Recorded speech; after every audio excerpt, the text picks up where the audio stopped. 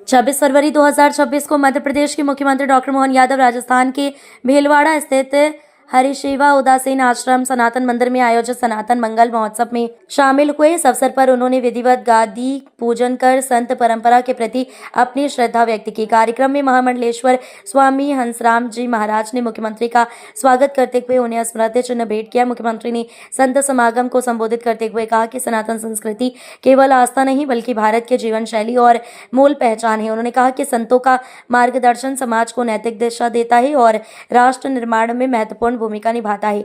उन्होंने जोर देते हुए कहा कि वर्तमान समय में भारतीय संस्कृति और परंपराओं को सहेजना हम सभी की जिम्मेदारी है।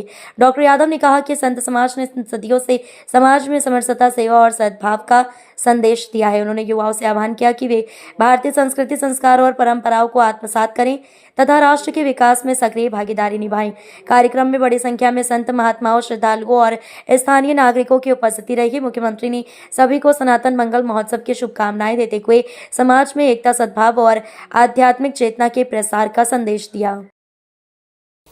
मैं बाबा महाकाल की धरती से आता हूँ। एक बार जोर से जयकारा महाकाल महाराज का भी करें। बोलिए महाकाल महाराज की। हमारे लिए सौभाग्य की बात है, मंच पर विराजमान महामंडलेश्वर हंसराम जी महाराज साहब, जिनकी महामंडलेश्वर के रूप में बाबा महाकाल ने साक्षात आशीर्वाद देके 2016 का वो कुंभ को एक तरह से कुछ लोगों को विशेष आशीर्वाद मिला। वो भीलवाड़ा के आपके इस स्थान के स्थानापति, जो थानापति महामंडलेश्वर, कई सारे अलंकरणों के साथ उनका मैं पुनः वंदन करता, अभिनंदन करता हूं, आपके माध्यम से स्वागत करता हूं। मंच पर ही विराजमान अभी अभी मेरे साथ महाकाल की धरती से आए हमारे माननीय राज्यसभा के सांसद परम पूज्य उमेश नाथ जी महाराज साहब, आपका भी अभिनंदन। मैं सारे संत वृंद को प्रणाम कर लेता हूं, दीदी से लगा करके आप सबके साथ। ज्ञानेश्वरी दीदी भी बैठी, मैं आपके साथ सबका।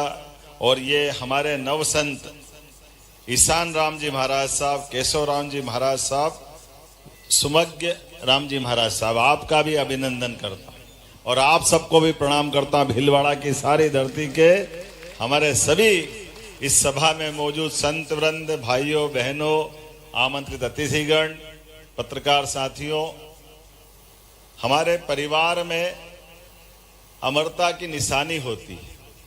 अमर कौन? तो अमरता के आधार पर घर के अंदर अमरता का चिन्ह होता है उस वंश आने वाली संतान।